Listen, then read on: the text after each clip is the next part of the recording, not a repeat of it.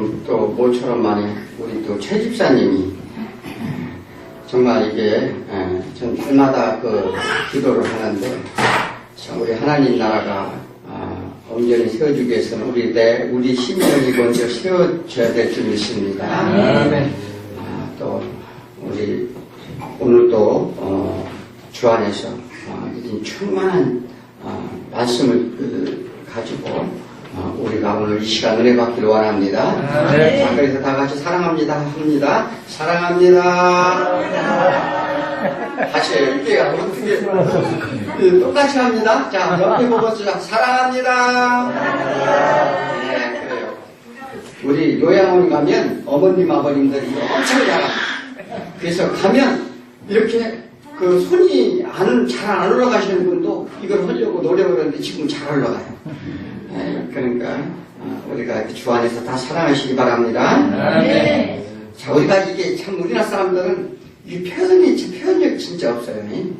그래서 사랑한다든지 이렇게 만난다든지 아니면 이랬을 때 그 인사하고 정말 밝은 눈으로 이렇게 하는 것이 참 우리 좀 많이 인색한데 우리는 이렇게 언제 어느 때 봐도 그렇게 그런 인사가 있어야 될 줄 믿습니다.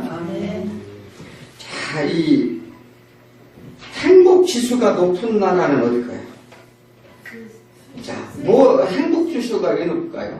부자 나라일까요? 미국일까요? 아니면 스웨덴이나 이런 부자일까요? 행복 지수가 높은 나라는 이 국민이 욕심이 없는 나라가 행복 지수가 높아요.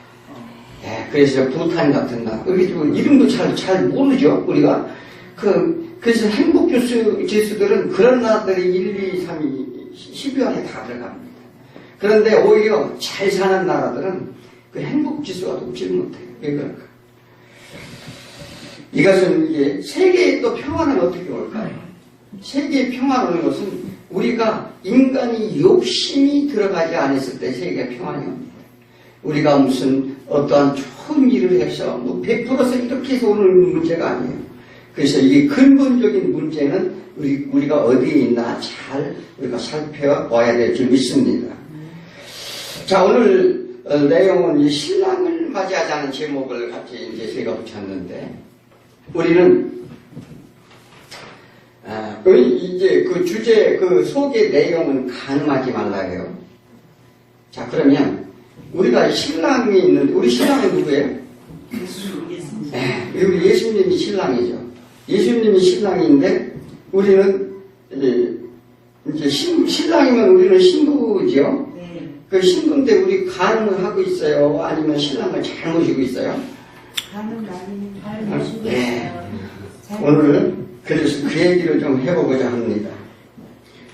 자, 세상 신랑은 외모나 재물이나 직업이나 어떤 이런 것을 조건을 따지고 우리가 이렇게 이 신랑을 고르죠. 그런데 그런 조건을 모두 갖추신 분이 있어요. 그분이 누구예요? 예수님. 네, 예수님이에요. 그래서 우리는 예수님을 반드시 배반하지 말고 따라야 될 줄 믿습니다. 네. 자, 그런데 세상 사람들 위에 말씀을 보아도 보이지 않고 들어도 들리지 않을까요? 자, 이것은 영감된 하나님의 말씀이고 그 말씀이 하나님이시니 하나님은 누구시라고요? 영이시라 그랬어요. 네. 그래서 말씀은 육의 말로 하면은 영의 말로 하면 육신을 입은 우리는 알아들을 수가 없어요. 그래서 우리가 왜 그러냐면 선악과를 먹고 세상의 눈이 밝아졌다 이렇게 합니다. 세상의 눈이 밝아져서 영의 눈이 닫혀져 있다 이렇게 말합니다. 자, 그래서 오늘 이 시간 영안의 눈이 닫혀져 있다면 영의 눈을 뜨는 시간이 되길 축원드립니다. 자, 성경 말씀을 우리가 어떻게 읽고 깨닫게 되는가? 자, 먼저 우리가 알아야 할 것은 예수님이 하시고자 하는 뜻을 알아야 돼요. 그게 가장 중요해요. 어떤 문자나 말씀이나 이런 거 쓰여 있을 때 먼저 그 뜻을 알아야 이게 중요합니다. 그래서 세상의 말로는 알아듣지 못하는데 하물며 하늘의 말씀을 주어도 너희가 알겠느냐 이렇게 말해요. 제자들이 이 영생을 어떻게 얻느냐, 뭐 여러 가지 질문을 했어요. 질문을 하니까 너희가 지금 세상 말로 하는데 하늘나라 일을 물어보면 하늘나라 말로 너희가 과연 알아들을 수 있겠느냐 이렇게 물어봤으니 예수님이 대답을 했습니다. 자, 성경을 이해하는 데는 자, 오류가 두 가지가 있어요. 딱 두 가지가 있는데 뭐냐면 문자 그대로 보는 거예요. 그래서 이것을 이 소위 말하는 이제 세대주의자라고 그렇게 말합니다. 그래서 그냥 역사적인 사실로만 봐요. 사실로만 보고 이 피상적으로 봅니다. 그래서 문자 그대로 보는 것을 말하죠. 이 성경을 역사적으로 보고 우리 인생이 대입하려고 합니다. 옛날 그렇게 역사 성경 역사가 됐을 때 우리 인생도 거기에 이렇게 접목해서 살아야지. 그렇게 살아야 되는 거야. 이렇게 이것은 뭐냐면 순전히 인본주의적인 사상이라고 볼 수 있습니다. 그래서 살인하지 말라, 간음하지 말라, 도둑질 말라, 이것을 탐내지 말라, 이렇게 하지 말라 하는 것들, 이런 것들에 대하여 문자 그대로 우리가 보고 이렇게 행하고자 하는 것이죠. 그래서 이건 인간 이기성이라고 볼 수 있는데, 이 성경은 자신들의 유익한 것으로 만드는 종교적으로 종교화해 갑니다. 그러므로 인해서 이 자신이 권위와 사회질서 유지 명목으로 악용되기도 하긴 합니다.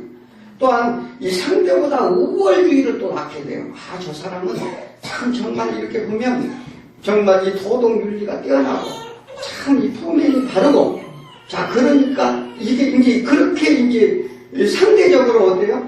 그렇지 못한 사람은 제 안에 갇혀 있게 된다는 사실이죠. 자, 이렇게 되는데 또 한 가지는 문제는 초월적인 해석이에요. 그것은 뭐냐면 예전에 영지주의가 있지만 지금도 영지주의자들이 많이 있습니다. 자, 성경을 신성시하게만 여기는 행위죠. 그래서 육체 행위는 전혀 무시합니다.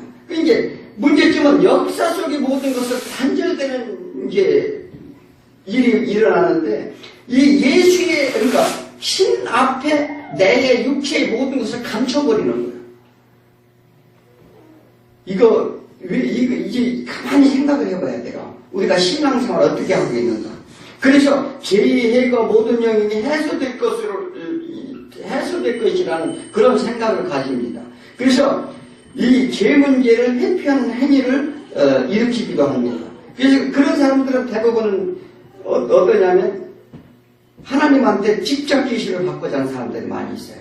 그래서 능력받아서 어떤 초월적인 힘과 능력으로 해결하려고 해요. 자, 우리가 그렇게 해서 될까요? 자, 그래서 하나님의 능력이 100% 있어야 됩니다. 그런데 또 반면에 사람의 능력도 100%를 발휘해야 되는데 그럼 더하면 몇 프로예요?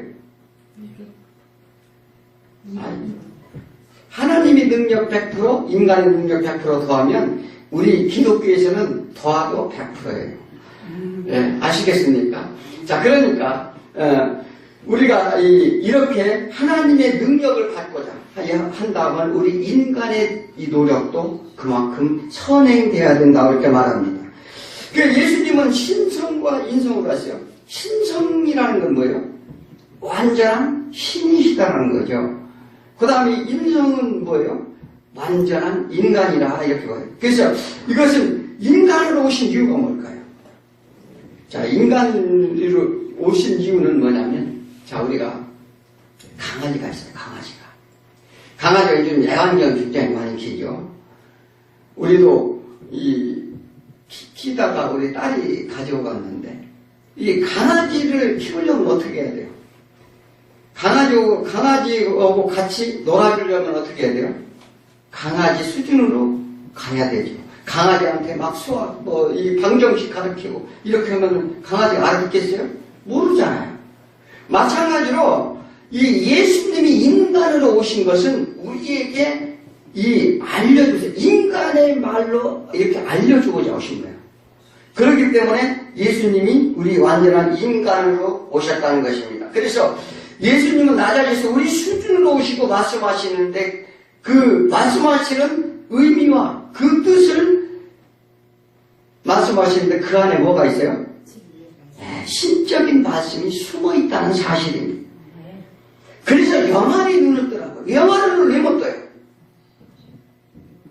자, 영안에는 이 성경의 말씀을 읽으면 이 못 알아듣는 이유가 뭘까? 그러니까 육의 눈을 밝아요.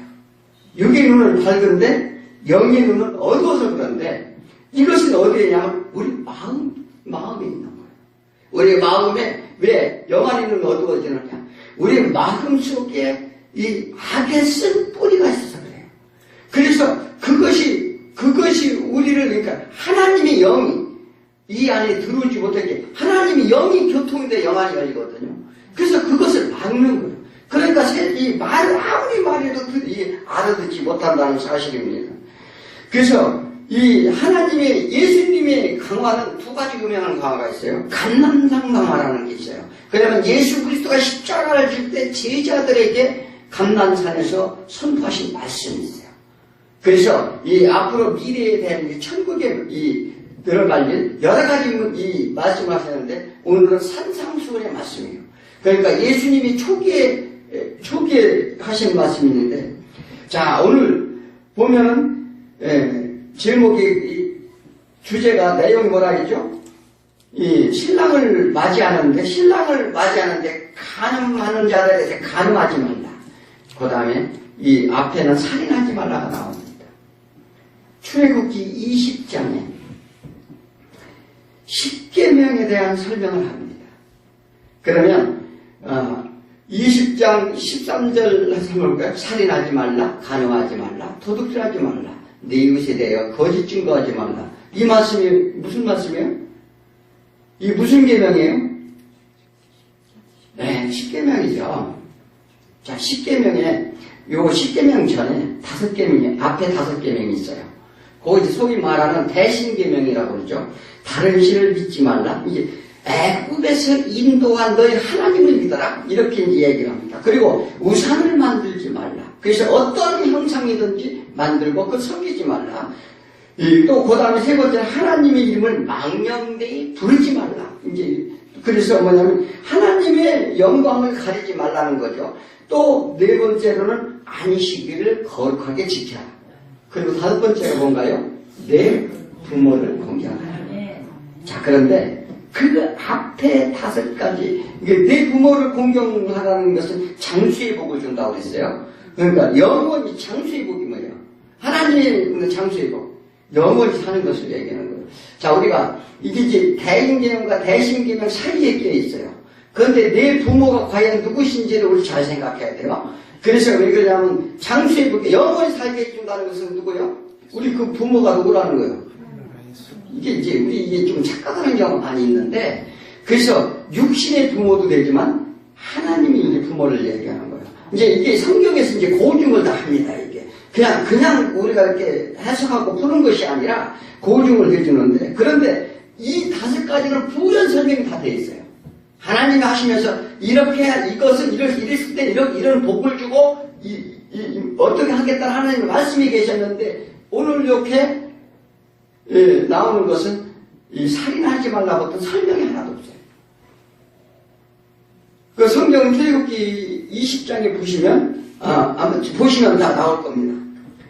자, 그렇다면 간음하지 말라는 그 무엇을 의미합니까? 이 생명 되신 예수님의 율법이 완성을 위해 오셨다고 했습니다. 이걸 나타내시고자 하는 거예요. 그렇죠?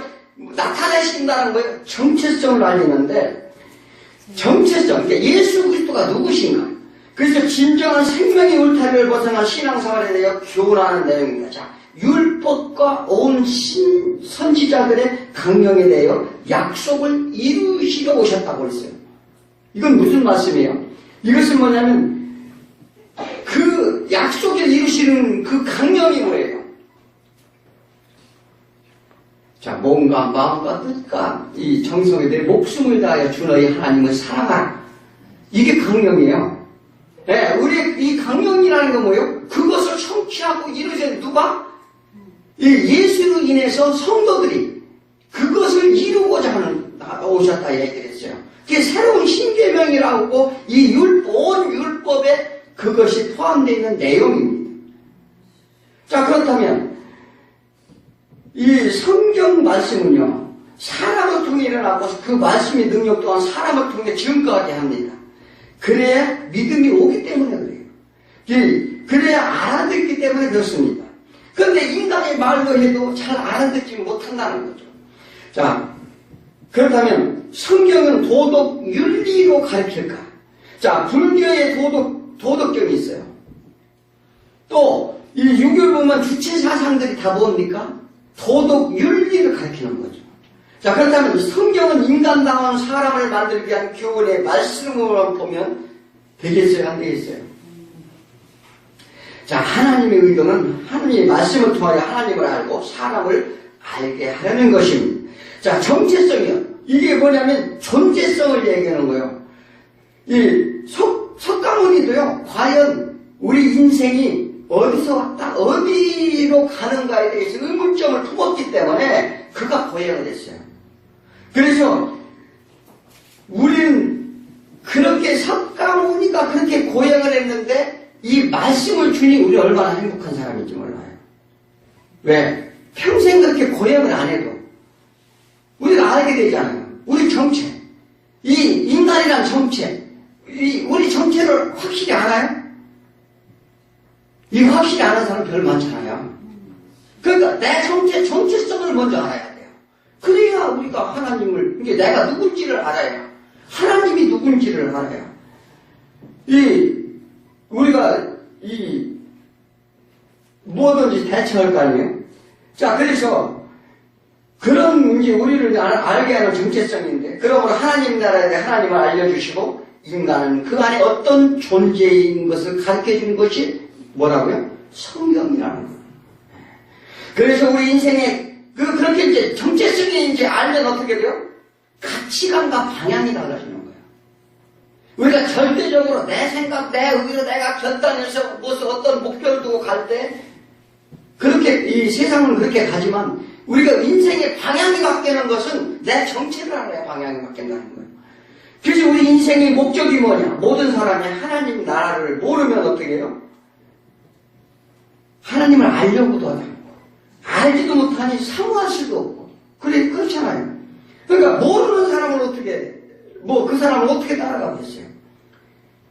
자, 인생의 가치관이 하나님을 알므로써 인생의 가치관이 우리 행동 양식이 다 달라진다는 거예요. 그래서 그것은 행동 양식이 달라지지 않는 것은 영의 눈이 갇혔기 때문에 그렇다. 그리고 갇혔다. 흑암의 세계에 갇혔다 이렇게 말합니다. 예수님은 산상수훈을 통해 믿음의 방법을 알려줍니다. 자, 이게 오늘 산상수훈을 왜 하느냐면 그동안 지금 이거 15번째 시간에 사실은. 그래서 금요일 날 하는데 금요일 날 나오시는 분이 많지 않기 때문에 그래서 이게 하나님 예수님이 직접 하신 말씀이고 우리 신앙의 질과 방향 또 어떻게 너희가 믿음을 가져야 될지에 대해서 엑기스만 있는 것이 이 산상수훈입니다. 그래서 너무나도 아까워서 이 시간을 제가 사실은 바꿔서 이렇게 말씀을 드리는 거예요. 그래서 믿음의 방법과 방향을 알려주는 말씀이 이 산상수훈인데 성경을 개괄적으로 봐야 돼요. 그래서 그런 시각을 가지고 폭넓게 봐야 된다는 사실입니다. 그래서 살인하지 말라, 간음하지 말라, 이혼의 문제, 일상생활의 도덕윤리, 사회 문제를 말씀하시는 것도 있지만 그렇게만 본다면 세대주의자들, 문자 그대로만 볼 수밖에 없다는 사실입니다. 이 성경은 처음부터 인간 구원의 역사를 다룬 말씀입니다. 그래서 예수로 시작해서 예수로 끝나는 게 성경이에요. 자, 그렇다면 세상에는 이미 각 나라마다 법으로 이런 이 도덕 윤리에 대해서 법으로 제정하고 있어요. 그렇잖아요? 어떤 나라들은 어떤 잘못을 저질렀을 때 법으로 다 정해져 있습니다. 자, 예수님이 오셔서 이런 사회법을 가르치시는 것일까? 우리는 잘 생각해 보셔야 될 줄이 있습니다. 자, 본문의 주제를 보면 십계명 중 뒤5계명에 대한 설명이라고 했어요. 자, 그런데 인간들이 제스적 모두 인간 성품으로 이 법을 지킬 수 없고 사람이 정체가 무엇인지를 밝혀내시려는 거예요. 그래서 죄인의 구원은 스스로 할 수 없다는 것을 하나님께 예수님께서 이제 가르쳐주는 장면입니다. 우리가 처음 만났을 때 소개를 못하죠. 전화를 하면, 저 누굽니다. 이 군대 갔다 와보신 분들은 알 거예요. 어디서 왔어? 그러면, 어디서 누굽니다. 고향이 어디야? 그러면, 전라도입니다. 그러면, 우리 조인트 한 대씩 맞죠? 야, 이놈아, 전라도가 다 내 집이야? 그래서 구체적으로 설명을 합니다. 전라남도, 무슨 군, 무슨 면, 몇째 아들, 누굽니다. 이렇게 소개하는 거예요. 그렇게 소개를 해야 상대방을 알죠. 그래서 이 사람을 만나면, 그래서 뭐냐면, 하나님이 누군지 소개하는 거예요. 그 다음에 사단이 무엇인지, 그 다음에 나라는 인간의 정체는 무엇인지 이것을 성경에서 설명하는 것입니다. 자, 우리들에게 뭐냐면 적을 알고 나를 알아야 백전백승이라는 그 손자병법도 있어요. 인간들이 여전히 세상 속에 살아갑니다. 그래서 우상 속에서 벗어나지 못한다는 것을 예수 그리스도께서 지적하는 내용이기도 합니다. 그 중에서 간음죄에 해당한 거예요. 자, 우리들이 하나님 알기 위해서는 10계명을 주셨고, 오해하고 있는 뒤에 5계명에 대한 설명 가운데 살인하지 말라. 이 이제 먼저 나오죠. 살인하지 말라. 이게 8번째 계명이에요. 그런데 죄로 인해 죽으신 예수님이에요. 예수님이 뭐로 인해 죽으셨다고요? 우리의 죄 때문에 죽었어요. 자, 누구의 죄 때문인가? 우리 모든 만물의 죄 때문에 죽었는데, 예수님을 죽을 수밖에 없는 우리들을 품으셔서 다시 살리시려고 십자가에 죽으셨습니다. 자, 그런데 사람들은 어떻게 해요? 이것을 깨닫지 못하고 계속 영혼을 죽이고 정죄한다는 거예요. 누가요? 특히 바리새인자들입니다. 그들이 잘난 자신들이 종교 행위로 위선적인 행동을 함으로 인해서 예수님은 날마다 십자가에 못 박는다. 그래서 살인 행위를 계속한다는 것입니다. 그래서 살인하지 말라. 우리는 말 한마디로 살인하고 정죄하고 막 이런 일들 계속합니다. 요즘은요 단체 살인도 해요. 뭐냐면 인터넷에 보면 마녀 사냥이라고 했죠. 어떤 사람이 어떤 문제가 있지만 막 그 사람을 막 사냥감으로 삼아서 죽입니다. 이것도 예수님이 뭐라고 했어요? 너희들이 심판받을 죄인이라 이렇게 얘기합니다.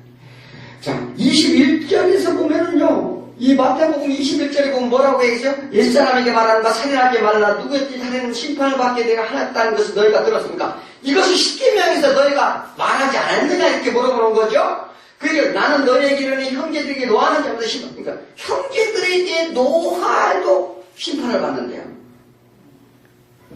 이 형제를 내가 나가는 자도 심판을 받고. 누구요? 예수 그리스도를 오셨는데 공의에 들어갔어요. 공의에 들어가니까 어떻게 했어요? 그들은요, 이 예수님을 골빈 사람이라고 욕을 했어요. 그러면서 어디를 끌고 갔어요? 끌고 갔다. 이거 공의에서 끌고 갔다고 얘기하잖아요. 자, 그래서 이 심판을 받고 형제도 나가는 자 공회에 잡혀가게 되고 미련한 놈이라는 자는 지옥불에 들어가게 되리라. 그래서 미련하다고 그러고, 그러니까 우리가 믿는 자를 막 미련하다고 그러는 거죠. 그러므로 예물을 제단에 드렸다. 그래서 내 형제의 원망 들을 만한 것이 생각나거든 예물을 제단 앞에 대고 먼저 같이 형제와 화목하고 그 위에서 예물을 드려라. 누구하고 화목하라고요? 네? 형제가 누구예요? 자, 이게 성경을 잘 보세요. 그 형제라는 것은 뭐냐면 여기 계속 나오는 뒤에 형제는 예수님을 얘기하는 거예요. 예수 형제들과 먼저 화목을 해야 돼요. 하나님과 먼저 화목이 돼야 되는데 가서 하나님과 화목제를 드리러 가는 자들이 화목하려고 하지 않고 분내고 다투고 화내고 이렇게 한다는 거예요. 그리고서 뒤에 뭐라면 심판자 앞에 나가기 전에, 그러니까 재판장 앞에 나가기 전에 화해하라 반드시. 그리고 와서 예물을 드려라 이렇게 말을 합니다. 그것이 전부 살인행위라는 거예요. 그래서 뭐냐면 너희가 그 말은 들었지만 그 말의 뜻이 무엇인지 아느냐 물어보는 거예요. 자, 그러니까 우리들은 영혼을 계속 죽인다는 거예요. 그래서 예수 그리스도와 우리와의 관계에 대한 말씀을 하십니다. 자, 성경은 행위에 대한 죄로만 죄를 여기지 않는다는 사실이에요. 그래서 무엇을 오늘 말씀하시는 거예요? 우리들의 마음 상태를 파헤치고 잔다는 거예요. 그래서 뭐냐면 갈아엎기를 원하신다는 것입니다. 왜냐하면 우리가 옥토밭에 비유를 내죠. 옥토밭을 만들려고 해요. 이게 옥토밭을 만들게 갈게 갈아엎게 만든다는 거죠. 마음에 온갖 더러운 것 때문에 말씀이 싹이 나오지 않는다. 그래서 열매가 없다는 거예요. 그래서 여전히 세상 것에만 관심을 가진, 그래서 하는 나라를 바라보지 않는다는 거예요. 그래서 성경은 행위이지와 마음속에 둔 죄 모두 동일한 죄로 여긴다고 말합니다. 그것이 뭐냐면 죄의 싹이에요. 우리 안에, 그러니까 내가 예를 들어서 살인을 안 했어도 어떻게 해요? 살인하는 마음만 먹어도 너희가 살인 아니야. 이렇게 얘기하잖아요. 마찬가지죠. 오늘 가정을 안 했어도, 오늘 이 본문에 무슨 얘기예요? 지나가는 사람 음심을 품었어도, 근데 이게 참 남자들 억울해요. 그러니까 여자들은 안 그런가요? 여자분들은? 그런데 이것은 무엇을 얘기하고자 하느냐? 자, 마태복음 5장 26절에 뭐라고 그래요? 이 죄를 한 푼이라도 남김없이 다 갚기 전에는 결코 거기서 나오지 못한다. 이게 무슨 죄까지요? 마음속에 품은 죄까지. 자, 예수님이 아니면 이거 되겠어요? 여기 자유로운 분 있습니까? 이 죄에서 자유로운 분 계시냐고요? 원래 신령한 복을 많이 받으셔가지고. 자, 그러므로 죄의 사슬에서 지옥의 감옥에서 벗어나지 못할 것이라는 것입니다. 이 모든 죄를, 만약에 그런 죄를 우리가 형벌을 받는다고 생각을 한 거예요. 자, 마음속에 지은 죄까지. 그러면 우리를 몇 년 살아야 될까? 몇백 년, 몇만 년을 살아도요, 그 죄를 다 살 길이 없어요. 이걸 말씀하시는 거예요. 자, 그래서 우리 마음속에 살인, 미움, 시기, 간음 등은 세상 것에 대하여 음식을 품어보지 않는 사람이 없다는 것이 도저히 불가능하다는 거예요. 그래서 이 사도 바울은 이런 비밀을 깨달았어요. 그래서 그는 나는 죄인 중에 죄인이요 개수 중에 개수이라고 얘기했어요. 그가 왜 그러죠? 그는요 고백을 했어요. 나는 율법으로나 육정으로나 누구보다 자랑할 만하다는 말이었어요. 그러니까 그냥 율법을 그만큼 잘 지켰다는 거예요. 간음하지도 않았고 살인하지도 않았고 도둑질하지도 않았고 구제하고 헌금 먹고 나누고 모든 일을 다 했다는 거예요. 누구한테 나 뒤지지 않는다. 그러나 내가 지식도 있고 학문도 있고 도덕 윤리적으로 인간적으로 흠이 없으나 예수 그리스도를 만났으니 어떻게 해요? 나는 죄인 중에 죄인이요 개수 중에 개수더라. 예, 이게 영적으로 깨달는 거예요. 그게 그냥 우리가 이 모든 것들을 이렇게 하나님의 말씀을 깨달으면 우리가 낮아질 수밖에 없어요. 예, 우리가 내세울 거 하나도 없다는 거예요. 뭘 내세웁니까?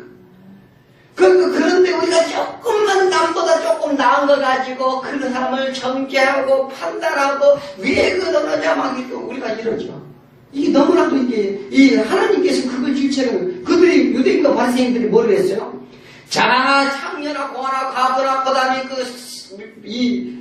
그런 사람들은요, 성전에 가까이 가지도 못했어요. 들어오지도 못했겠어요. 그래서 그들은 안에서 막 소리내서 막 기도하고 막 찬양하고 막 예배를 드리고 막 하나님 아버지 막 할렐루야 막 그러고 있을 때 그들은 문 밖에서 눈물을 흘리면서 하나님께 나는 죄인이라소이다. 그래서 나는 너희들은 모르고 너희들은 아느니라. 이렇게 예수님이 말씀하신 거예요. 자, 우리가 예수님이 우리 마음 안에 있는 것을 들춰내고 고발하고자 하는 거예요.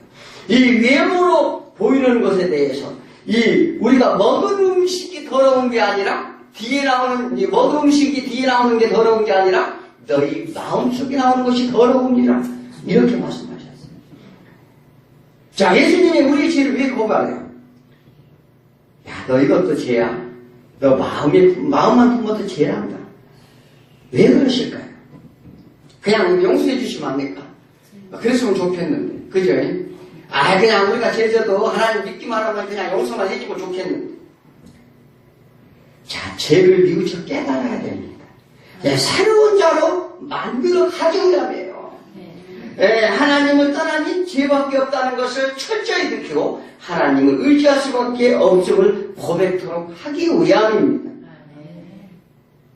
자, 또 다른 문제가 있는데, 문제는 성경에서 인간의 존재가 무엇이냐? 너희들이 지금 어떤 상태에 존재하고 살아가고 있는지를 지적하는 내용입니다. 우리 우리가 모두 죄인이라는 거예요. 죄 가운데 빠져있다는 깨닫게 하기 위해 주셨는데, 하나님은 예수님을 보내셔서 인간의 죄가 무엇인지 끝까지 깨닫게 하시는 자기 백성의 사랑이요 은혜인 줄 믿습니다. 이제 자기 백성을 사랑하는 하나님의 방법이라는 거예요. 그래서 인간의 이 믿음이라는 것은 그 죄로 인한 시련이 오게 이제 되어 있어요. 왜? 그것은 하나님이 주셔서 이 하나님을 알게 하도록. 그러니까 그런 시련 가운데 뭐예요? 하나님을 보는 거예요. 네, 하나님의 놀라운 역사를 체험하는 거예요. 그러니까 내가 이런 죄 가운데 있었는데 그것을 회개하고 나오는 자에게 어떻게 해요? 그러면서 어떤 시련 가운데 우리가 이제 시련이 있어야 하나님 앞부터 가까이 나와. 이 평안하면 인간이 그렇잖아요. 하나님을 멀리해 가까이 보려고 잘 안 해. 그런데 내가 어떤 문제가 발생하고 그러면 그게 믿음의 시련이라는 거예요. 그걸 줌으로 인해서 어떻게 해요? 그때 하나님을 또 체험하고 만나는 거예요. 그래서 이건 하나님 믿게 하는 방법이에요. 그렇기 때문에 그건 자기 사랑하는 백성에게 준다. 사랑하지 않으면요, 남의 자신한테는 그런 시련도 안 줘요.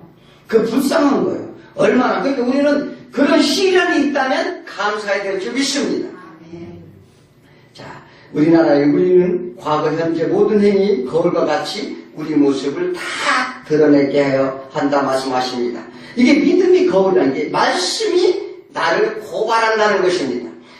그래서 다 들춰낸다는 것인데 하나님 은혜 앞에 무릎을 꿇도록 하는 거예요. 그래서 우리가 먼저 예수 앞에 나오면 회개하는 거예요. 엎드려 기도하는 거예요. 그러면서 우리가 그런 죄악 가운데 있지만 그 죄를 우리가 노력으로 우리가 선한 행동으로 죄안 받을 수가 없어요. 그러니 예수님께 나와서 그냥 내 모습 이대로 주여 용서하여 주옵소서. 네, 저는 죄인이라소이다. 이 고백 한마디 하나님은 어떻게 다 용서해준다 안 해준다? 다 용서해준다는 사실입니다. 이거 얼마나 이게 하나님의 놀라운 사랑의 축복이냐 우리는 이렇게 받아들여야 될 줄 믿습니다. 자, 우리 마음속에 과연 어떤가? 우리 마음속을 한번 보자고요. 제가 추석 때 되면 추석 이전 되면 벌초를 하러 갑니다. 우리 형제들이 꽤 손지, 할머니, 할아버지 산소가 있는데, 고향이 있는데, 그 벌초를 하러 가는데, 우리 형제, 손자, 손녀들이 꽤 많습니다. 그분들이 워낙 바빠갖고 저만 혼자예요. 세상 일이 너무나도 바빠서 돈을 많이 버시느라고, 그래서 저만 혼자 하는데, 해마다 가서 깎으면, 올해 깎았는데 내년에 가면 또 무서운 게 다 있어요. 그리고 막 그게 더 번성해요. 자, 그런데 그것이 왜 자꾸 날까요? 이것은 뿌리가 남았기 때문에, 뿌리가. 그래서 이것이 뭐냐면 우리 심령 안에, 마음속 안에 죄악의 쓴뿌리라고 합니다. 히브리서 12장 15절에 이 죄악의 쓴뿌리에 대해서 나옵니다. 믿음으로 가기 위해서 너희가 믿음이 왜 방해가 되는 줄 아느냐? 내 안에 어디요? 죄악의 쓴뿌리가 있기 때문이라. 그래서 그 죄가 어떻게 해요? 장성하여 사망을 낳느니라. 그건 뭐 때문에요? 우리 마음속에 죄악이 들어있기 때문에 그렇다는 거예요. 그래서 이 악을 생산한다는 것입니다. 반대로 은혜를 받지 못하도록 한다는 거예요. 그래서 우리가 해야 될 일은 뭐예요? 그 악의 쓴뿌리를 뽑아야 된다. 히브리서 믿음으로 가는 여정, 히브리서 11장은 원래 이 믿음의 장 아닙니까? 우리는 우리 열심으로 할 수 있는 것을 풀을 자르는 수고일 뿐인데, 하지만 또다시 풀이 자랍니다. 자, 말씀은 이것을 지적하는 거예요. 너희가 계속 풀만 자르라고 한다는 거예요.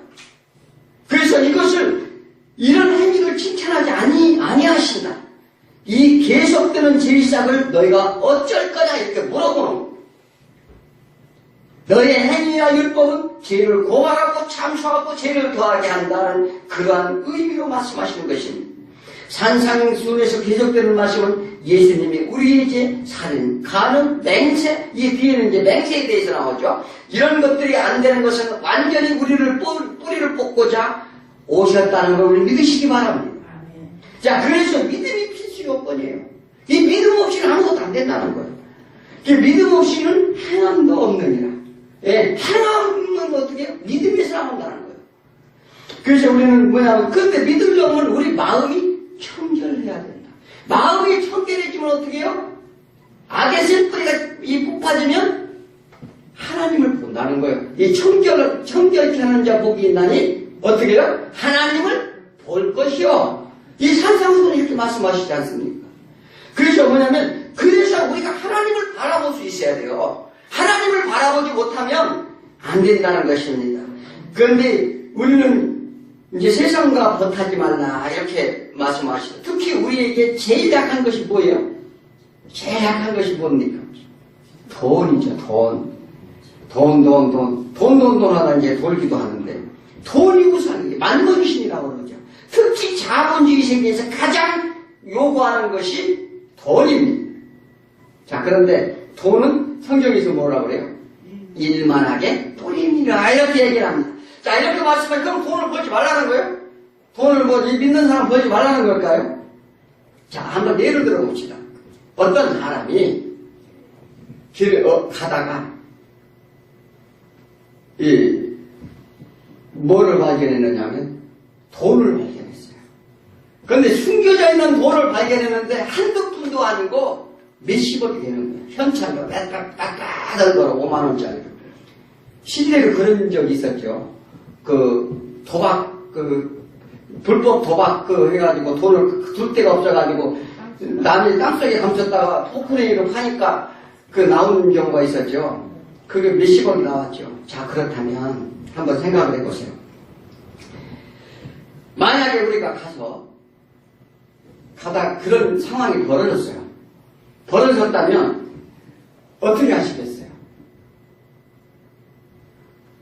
한 50억을 봐서 50억을 봤는데 불법 자금이에요. 불법 자금에서 이것은 내가 가져도 아무런 탈이 없어요. 그렇다면 어떻게 생각하겠어요? 신앙의 양심을 가지고 아이고 내가 이거 가지면 안 되지. 하나님이 바라보시지. 그러고 가서 이제 적어도 이제 신고를 이제 할 겁니다. 자, 그런데 잠깐 동안 무슨 생각했을까요? 네. 잠깐 동안 무슨 생각했을까요? 여긴 다 신령하셔가지고 저만 그런 생각을 하나 본데, 자, 우리의 생활도 시달린 거, 그 다음에 자녀들 문제, 학비 문제, 또 그 다음에 무슨 우리 집 문제, 이 모든 문제가, 건강 문제, 이런 문제가 주마등처럼 부딪혀가는 거예요. 저돈 10억만 있으면 내가 이것도 해결하고 저것도 해결하고 이렇게 할 수 있을 텐데, 아이고 그래도 내가 양심이 있으니까 이거 내가 가질 수는 없지. 가서 심어. 그럼 이게 죄요 안 돼요? 예수님 이걸 지적하는 거예요. 우리가 이거 어쩔 수 없어요. 그렇잖아요. 그러니까 이것이 뭐냐면, 이것이 신고한 일이 너희가 선한 일인 줄 아느냐. 하나님이 이를 선하다 여기지 않는다는 사실입니다. 왜 그러냐? 세상의 판단과 기준이 아닙니다. 이 성경 말씀은요, 이게 그런 게 아니에요. 이게 그래서 유대인들에게 존경에 대해서 지적하신 것도 그와 같은데, 잠깐이지만 이미 마음속에 우리에게 응욕이 있었다는 사실입니다. 그런데 이게 문제는요, 이게 문제가 되는 거예요. 이것이 지금은 내가 비록 그것을 행하지 않았어요. 그런데 어느 때 언제든지 가능성이 열려있다는 사실입니다. 너희가 이것을 어떻게 해결할 것이냐? 너 해결하면 해봐라. 이렇게 물어보는 거예요. 해결할 수 있어요? 자, 우리의 죄의 문제입니다. 이 문제는 우리가 풀 수 없는 거예요. 그래서 세상 누구도 저부터도 안전한 사람이 없어요. 이것은 뭐냐면, 많은 사람들 왜 넘어지느냐. 그런 사탄의 미혹에 다 그것이 뿌리가 우리가 이 마음속에 있기 때문에 넘어진다는 사실을 알아요. 그럼 그것을 해결하는 방법 뭐예요? 하나님께 나와야 된다. 십자가예요, 십자가. 네. 이것도 하나님의 마음속에 있으면 결코 거기서 나오지 못한다고. 너희가 단 한 푼도 갚지 못하리라. 갚지 못하면 26개월을 하고요. 이런 모든 것을 갚지 못하면 그 흑암에서 너희가 나오지 못한다고 얘기하잖아요. 그것은 뭐냐면 구원을 받지 못한다는 거. 그러면 그거 해결을 다 받아야 되는데 어떻게 해결할 거예요? 십자가를 지라는 거예요. 우리 모두 다 십자가를 지시기 바랍니다. 자, 그래서 마음으로 가늠하는 것도 가늠한 것 같아. 마음이라도 품지 말라는 것이나 마음을 이렇게 어떻게 다스릴 수 있을 것인가. 이것은 이미 우리가 할 수 없는 것은 예수님을 잘 압니다. 그러나 우리가 죄인됨을 말씀하시면서 그렇다면 이 이혼에 대해서 해보죠. 오늘 이혼을 했거나 재혼을 했다든지 유대인들처럼 창녀를 지인으로 몰아 심판을 받을 자로 우리는 남을 것. 그러니까 이혼하고 죄라는 거죠. 그러니까 이혼과 재혼, 이것을, 이제 이런 문제가 계속 나오는데, 이거 뭘 얘기하는 거예요? 그러면, 이혼한 사람은 전부 다 심판받아야 돼요. 우리 율법대로 하면, 하나님 법대로 하면. 자, 그렇다면, 예수님이 말씀이 그렇다면 뭐냐면, 우리도 그렇게 정죄를 하고 그렇게 한다면 다를 바 없다는 거예요. 예수님이 죄인을 부르러 왔다고 했는데, 자, 성경에서 혼인관계를 창세기부터 설명을 합니다. 창세기 2장 24절에 보면 이러므로 남자가 부모를 떠나 그의 아내와 합하여 한 몸이 이룰지라. 누구요? 남자가 부모를, 누구요? 아담과 하와 얘기죠. 예덴에서 첫사람 아담이 부모를 떠나, 아담이 부모가 있어요, 없어요? 첫사람이라며. 처음으로 창조된 인간이 부모가 있어요? 그런데 부모를 떠나가서 둘이 한 몸이 되라고 해요. 아담이 잠들었을 때 갈빗대를 뽑아 하와를 만들죠. 그죠? 그래서 살 중에 살이요, 뼈 중에 뼈라. 어떤 분은 남자는 흙으로 만들었으니까 힘이 없고, 여자는 뼈로 만들어서 아주 강하다는 거예요. 지금 그런 얘기 하는 걸까요? 여자는 아주 튼튼하게 뼈로 이렇게 만들어서 강할까요? 자, 히브리인들은 이 아담이 잠들었을 때 갈빗뼈를 뽑았다고 그랬어요. 아담이 잠들었다는 것은 히브리인들이 잠들었다는 표현은 죽었다는 표현이에요. 자, 그래서 뭐냐면, 예수님이 죽으시면 잠자는 데 천 열매가 되었다고 말씀하셨어요. 이게 다 의미 있는 말씀이에요. 그러니까 잠자는 자의 천 열매가 되었다. 죽은 자의 천 열매가 됐다는 얘기인데, 남자의 지체로 만든 게 하와의 신부예요. 자, 그래서 남자에게 나온 자란 뜻이 하와. 남자분들 말이죠. 여자는요, 아담 없이는 없는 존재라는 거예요. 남편 없이는 존재할 수 없는 존재라는 거예요. 누가요? 하와 그 여자. 여자는 누구예요? 우리 보고 여자라는 거예요. 그러니까 우리 존재가 뭐예요? 하나님 없이는 존재할 수 없는 존재라는 것을 말씀드리는 거예요. 자, 그래서 이 두 사이는 부끄러움이 없었다 말합니다. 자, 신랑은 신부가 잘못을 부모주고 안아주는 것이기 때문에 신랑 신부 간에 부끄러움이 있어요, 없어요? 없잖아요.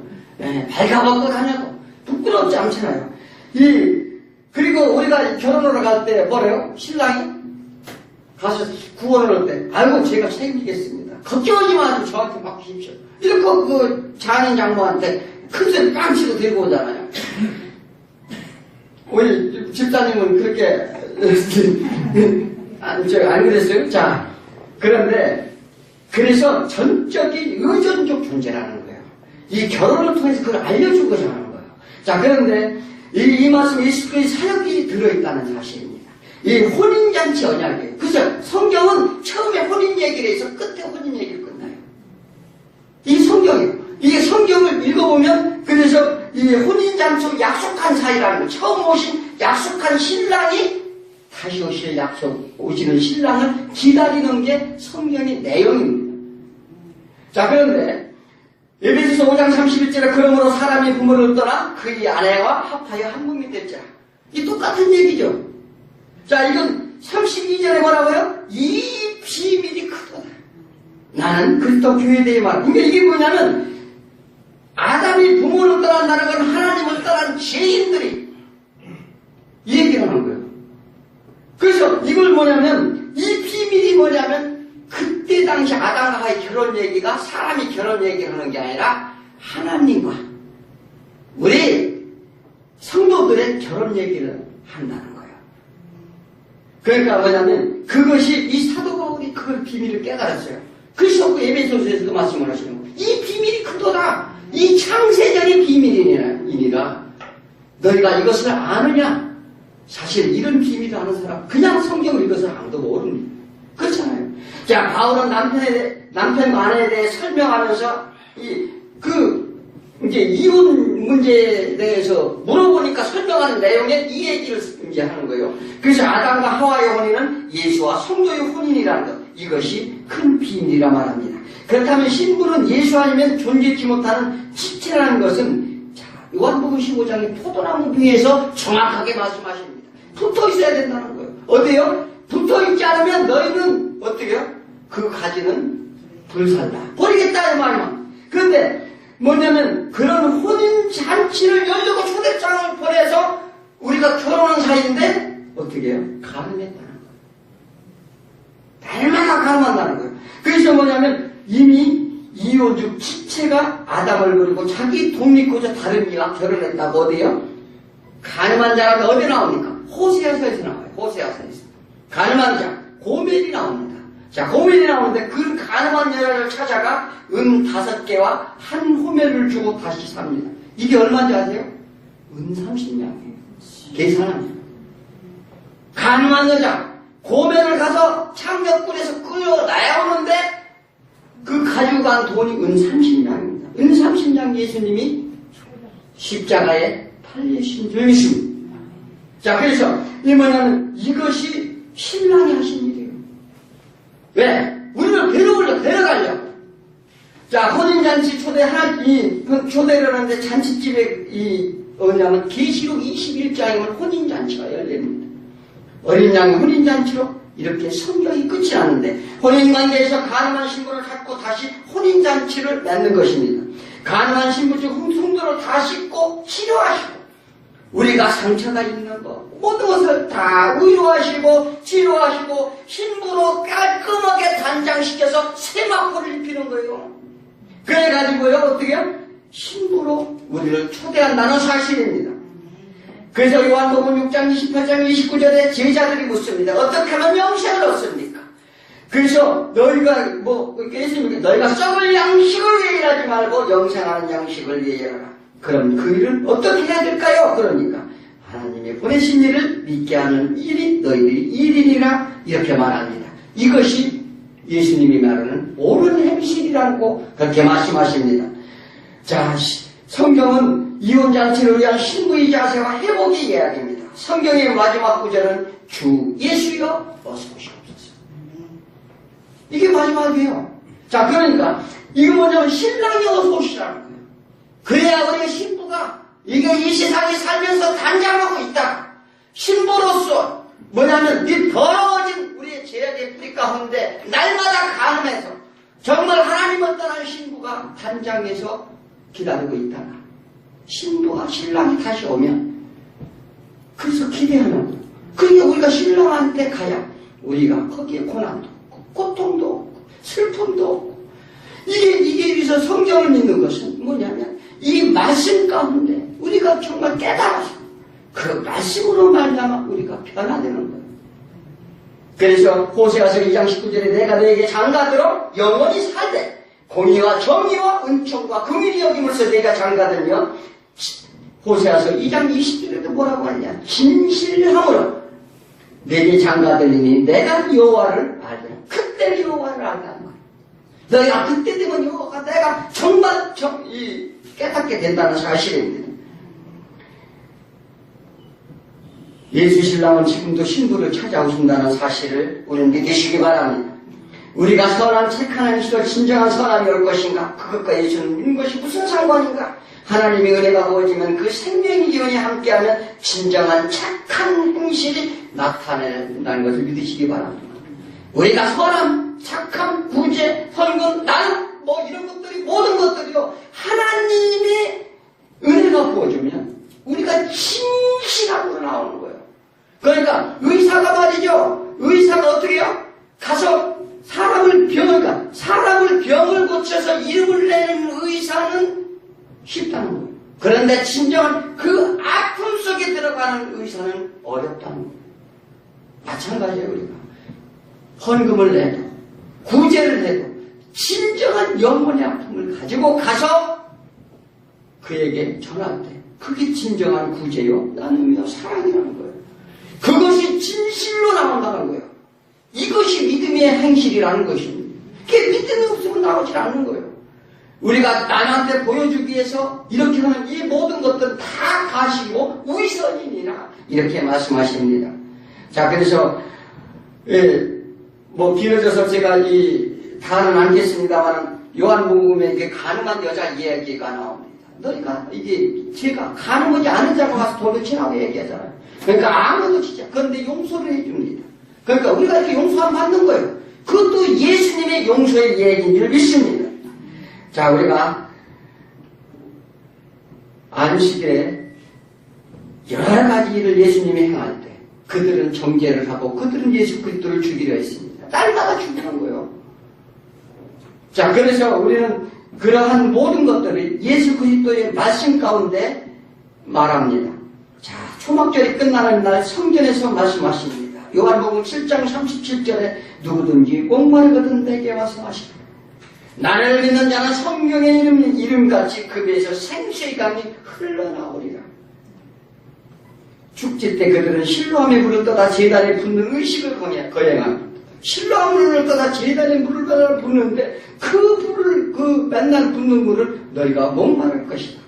예수님이 믿는 자들이 받은 성령을 받으라는 것이고, 왜냐하면 너희가 목마르지 않으려면 성령을 받아라. 가늠한 여인 이야기는 단순한 가늠 이야기가 아니듯이 우리가 우상을 섬기고 있고 하나님 믿는다고 하면서 자신들의 권위명예 심지어는 물질까지 탐내 육신을 도모하는 행위, 신랑을 떠난 가늠한 자들이라 이렇게 말합니다. 성경은 신랑을 사랑하지 않고 다른 마음이 있다는 것을 가늠이라고 말합니다. 자, 우리 인간 사이의 생식기 문제, 이런 것은 부수적이라는 거예요. 예수와 성도 간의 문제, 이것이 핵심이라는 것입니다.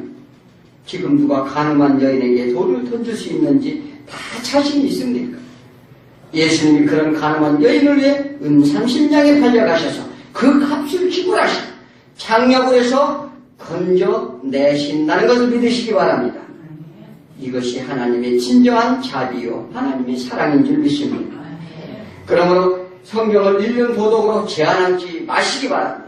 먼저 예수 신랑과의 관계가 제대로 한 몸이 되었을 때 가능하지 않게 된다는 사실입니다. 왜냐? 그보다 더 좋은 신랑이 없기 때문에. 그 좋은 신랑이 있는데 우리가 가능할 이유가 없잖아요. 자, 그래서 뭔가 마음과 뜻을 다하고 목숨을 다하여 주 너희 하나님을 사랑하라. 계명 중 제일 큰 계명이라 예수 그리스도가 말씀하신 것입니다. 자, 신랑 완전한 사랑을 주시기 때문에 길을 갈 때도 우리가 일을 할 때도 무엇을 할 때도 항상 같이 동행해 주시고 혹 잘못된 길을 갈 때 예수께서 등불이 되어 주십니다. 위험한 때도 지켜주시고 상처받으면 치유하시고 우리가 하지 못할 때 대신해주는 예수 신랑을 사모하시고 우리가 이 세상 가운데 다시 가능한 그런 행위를 예수 그리스도 신랑을 믿음으로 인해서 우리가 다 소멸될 줄 믿습니다.